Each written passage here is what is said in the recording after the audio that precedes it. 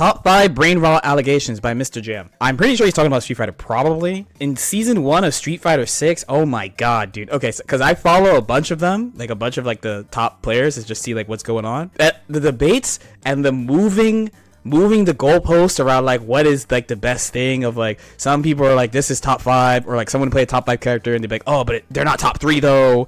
You know, like that stuff I thought was so fucking hilarious. And I have not seen it that bad in a game for a long time. The funniest thing about it, even before starting this video, typically, let's say Evo Vegas is like the peak fighting game tournament. I can easily say with confidence that like more than 90% of Evo champions played a top tier and a top 5 character.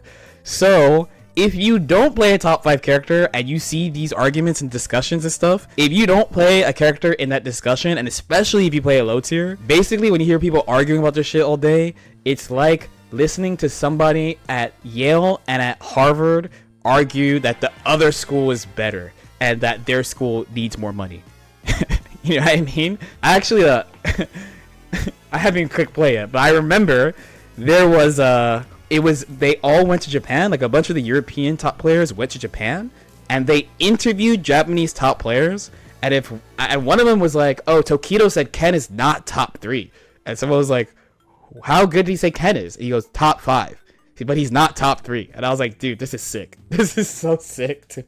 At the beginning of the Bison and Master video, you said, I think Bison might be the best character in the game. But I didn't say Bison is the best character in the game. And also, I don't think he is. But is he top 5 though? Let's talk about top 5 characters. You know, this is on Twitter. Gotchkun's got his thinking man. And the main thing is, it's fun to talk about characters and stuff. And it's pretty, for like, if you're wondering why top people, especially like top players, never stop yapping about who's the best character and who are the best characters, it actually matters. Like for Street Fighter, right? Like if you're like really serious and not like an Omega character loyalist who always plays Chun or always plays like where's Geef? Oh fuck, he's here. Okay, Geef, or like always plays Dawson. If you're not one of those people, picking one of these characters is critical to you because that's your best chance to win $1 million.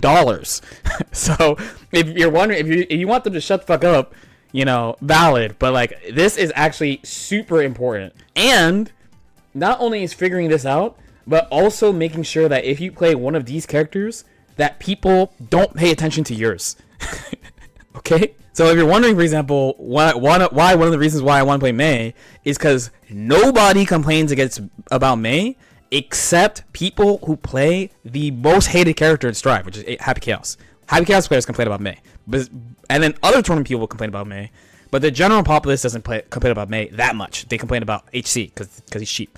So this is actually critical to you figuring this out, and then either picking, like just straight up picking the best one and praying, or trying to make it so that people are not mad at yours specifically. And I know everybody right now, instead of listening to a word I'm saying, is staring at this, thinking to themselves, where is my character? They're too high. My character's weaker. They're way worse than that. And just trying to justify or say the character I hate. If you're wondering, it's top 5, ABC. This is like, it wouldn't be weird if this character was top 5. That's these two. It's too low. The character I main is too high. So I'll take it off the screen. But notice that the tier list has a top 5. All everybody does is talk about the top 5. Let's say that the top 5 was set. These are the top 5 characters. Everybody knows these are the top 5 characters. When you lose to a character that's the 6th best in the game, do you say like, oh man, that was well played? Or do you say, man, this character is also cheap. This character might as well be top 5. They could be. That's facts. This is the thing that happens in Strive actually. There's generally like a top 6. Sometimes top tier is 6 or 7 characters, right? And at least by my definition, top tier is the shit that wins like super majors and stuff. Characters that can win majors and super majors, right? The tier under that, those are characters that can win regionals, get top 8 at super majors, all that stuff. So there are people who play characters that are in tier 2, like the regional level characters, like characters that perform really well at a regional level, and they'll just straight downplay their character. One of the biggest villains of downplaying in Guilty Gear is fucking, I'll give you 2 to be fair, Giovanna and Chip. Zato players, I hate to be that guy. They're pretty honest about their character. I will be real. They're pretty honest about how good he's been. It's pretty funny. So I'm the person who doesn't let that group cook. I never let that group cook. I'm like, dude, but you play this though? You know what I mean? It's not like suddenly the 6th best character in the game is not that good. They're in there. They're honorary. They're in the top 5. In fact, I think this other character's not there. They're definitely in there. You lose to the 8th best character. That character arguably could be top 5. You lose to the 9th best character. Like, how many degrees of separation? And a side note too of what he's talking, I think he makes a good point. But an extra point too is like, okay, let's say there's an established top 5. In the world he's talking about, there's a top 5, and then there's a 6, 7, 8, 9, 10, etc. But the way a lot of people do character rankings right now is like things are kind of grouped. So like in the top group, because it's also the group that people research the most, people are pretty confident of being like, I'm pretty sure it's the best character, I'm pretty sure it's the second best character, right? But once you get past that like super major international level character and you go to the next group down, a lot of people are like, these guys are about the same. So like tier 2 is like, oh, everyone is 6th. Like let's say there's like 5 characters in the second tier. Some people are like, this is not 6, 7, 8, 9, 10. This is 6. They're all like the same. But some people are like, oh, the top tier is ordered, but the rest is like everyone's about the same. The rest is not in order or something. So in those cases, that means that whole group is 6. And then that person who has a character in that group is like, man, it's kind of nasty how I did blah blah blah to you, right? You know? Does it come down to character exploration or results or both? It's kind of both, by the way, for ranking. So the way I've been doing it recently, since like I really don't like the argument that bottom tier has to be D tier. The way I look at it is that the characters' ranks imply how strong they are and how much they're able to do, if they're functional, all that shit. When you look at characters that are ranked like F tier, they're like actual trash characters. Like they're not good characters, right? But the thing is, like, they make the character power in games has not only been going up, I shouldn't say been going up, but it has been more consistent over time. Like the lowest level power level has been going up. And sometimes people are like, but like, what are you comparing it to? Like, how could you say like the bottom tier is like B plus? Like if you're only comparing it with the characters in the game, then it should be like D or F or whatever. And I'm like, no, not only does this imply that F is terrible, implying that F implies terrible. Someone, especially if you're American, you see F, you think that's terrible. Even in games where people have like S plus S stuff, it's really just like everything kind of wins.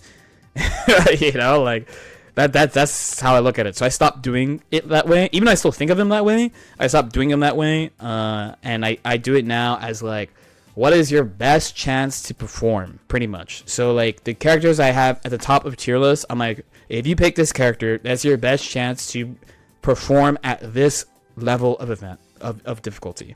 So the lower you are, then the harder time you're gonna have at large scale events. People have become obsessed with that top 5 idea. Like the 6th best character is as strong as the rest of those characters probably, right? The difference in power level between the 6th best character and the 5th is probably not very dramatic. Mm-hmm. So like as an example, Zangief's been a hot topic in Street Fighter, right? Some of the Japanese players have put Zangief at top 1. You know how they are about Zangief. And so many Zangief players are saying, no, there's no way he could be that high. He's not top 5. Like, okay, he's not top 5. That doesn't change the fact that the character has been buffed a million times and is really strong, right, in this version of the game. Are you telling me that them being 7th or them being 5th is that big of a difference? Depends on the game. To be fair, it depends on the game. But he's talking about Street Fighter. It actually really does depend on the game. They just kind of use this idea to put targets on characters, but like, also it's also important because it's the shit you're gonna see the most. For sure, it's the shit you're gonna see the most. So it's like an important thing to think about. People are obsessed with the denomination of like whether the character is in the top X amount of characters or not. But really, it's just a way to try to downplay your character. Like, oh, they're really, really good, but they're not quite top 5. If you say that, what you're saying is, my character is good, but I'm skillful and earn my wins, and I do not deserve to have any nerfs in the balance patch. Yes, sir. Yes, sir. Yes, sir. Yes, sir. Yes, sir. By the way, all this shit is if you're too in the thick of it, by the way. Because, I mean, there's definitely a group of people that they just play what they play. If they move up, fine. If they move down, fine, up to a limit. I'm one of the people who are like, if they move down, fine, but up to a limit. Today, the old problems usually are something is way too good or a lot of shit is bad. And then there's some stuff that's good. Where the modern problem is that, like, everyone is pretty good, but then there are just a couple of characters that are just kind of better. Like that's the main thing. And it's pretty consistent now. Like it's not just like one game that this happens. Now it's like where people are like, oh, don't worry about the tier list. You can pick any character. Why do people say that? It's because even whoever people say are the worst characters, they're not bad characters. They're fine. They do shit. They control space. They fucking have mix or damage or something. Like they have shit. It's just that the characters that are at the top are just fucking insane. And it's mostly from devs just getting experience over the years of making fighting games. That's what you're actually describing out loud. You know, the characters that are top 5, they're not earning their wins. They're cheap. But my character, the 6th best character, I'm kind of clean. The other thing is that a lot of people will discredit you, right? When someone wins a tournament, I'm not going to go and be like, man, Akuma's so cheap because Punk won. I thought, wow, Punk's play was really impressive on Akuma. Like the way he played that character was very, very impressive. The style that he played was a lot different than a lot of the other Akuma players. But some people will say, well, look at broken Akuma. This is super tough for people, but he's actually spitting. So the dream is you are good and then you pick a good character. That's what you're really, that's your strike zone, right? That's what you're really, really, really aiming for. Especially like if your goal is winning, like picking something that wins. Like you're like, oh, you're carried, but you want to be carried though. Like the carry thing is more for like the mid range, the mid level, where like the character actually helps you and like covers for your bad habits. That's like the negative part. But high level, you're looking for shit to make your life easier. Like in my opinion, one of the biggest reasons I didn't win my first Evo attempt was because I was very stubborn. And I used to go for like these really hard combos. Right? They're very, very difficult combos. And my opponent, who also played the same character, he did very easy combos. So basically, because we were both dropping, but he was dropping less because he was going for B&Bs, very simple combos, and I was going for like my hard sword combos into unblockable setups and shit. And after that, we kind of talked, and he was like, yeah, like, I was playing you, and I was like, wow, he's really going for the shit. And I was like, but at least into unblockable. He's like, it's not unblockable if you can't fucking do it. So true. So true. Yes, sir. Yes, sir. Yes, sir. You want to pick a character that kind of suits you, at least kind of suits you, that's a top tier, to just make your life easier. It just makes your life a lot easier. Do you watch a lot of Blancas that play like Mena, you know? I don't think so. Do you watch a lot of Lukes that play like Noah? I don't think so, right? Do people actually say that every character in SF6 plays the same? Yes? For real? Street Fighter? People try to imply there's a hard flowchart in SF6 for the top characters. If it's like that, they gotta fucking compete. That is the most common complaint, that every character plays the same. Alright. Here is probably a very mean take. I actually like that fighting games are accessible and more people can play them. My only problem with fighting games being easier to like just play is people who don't know shit about fighting games say that all the characters play the same and shit. That shit drives me nuts. I'm like, dude, your brain is clearly either you've never played anybody who's good at a fighting game, or you literally don't know what's going on, or you just hate the game. Like, that shit drives me nuts, dude. The 5 isn't that actually important. Really, with the conversation you want to have, the overall power level of characters and like where you view them in a broader spectrum and why you think their tools are what they are and like why you think their tools are really powerful. Why is Luke so low? He got nerfed. Why is DJ so low? He got nerfed.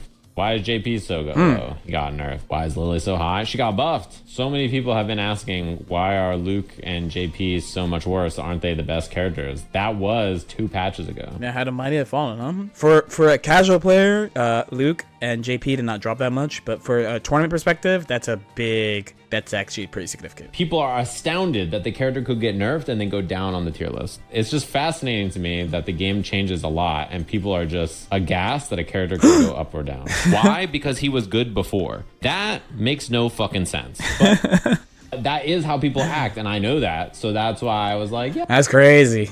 Dude, Street Fighter, that's crazy. It's an evil world we live in. That's all I got. In other games, for some reason, I don't know why, but like when a character gets nerfed, people know that the character could get worse. But in fighting games, it's like the opposite. Worse than Marissa. Hey. Not my game.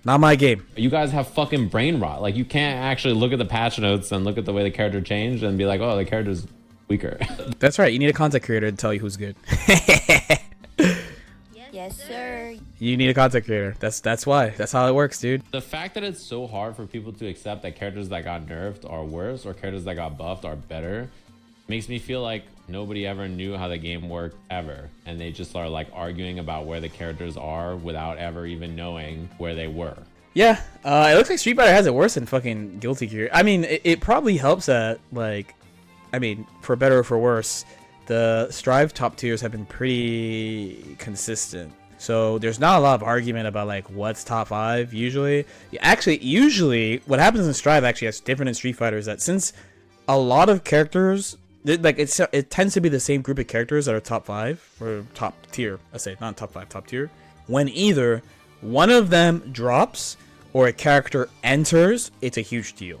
So, for example, one of the big ones was Sin. So Sin in 3.0 and 3.5, I think it was around 3.5 that NA started saying that Sin was top tier, and people were like, Sin, right? It turned out to be true, but it was a huge deal. Sin players are getting mad. They're like, oh, our character got a buff for the one time. Everyone's saying we're top tier right away, like shit like that, right?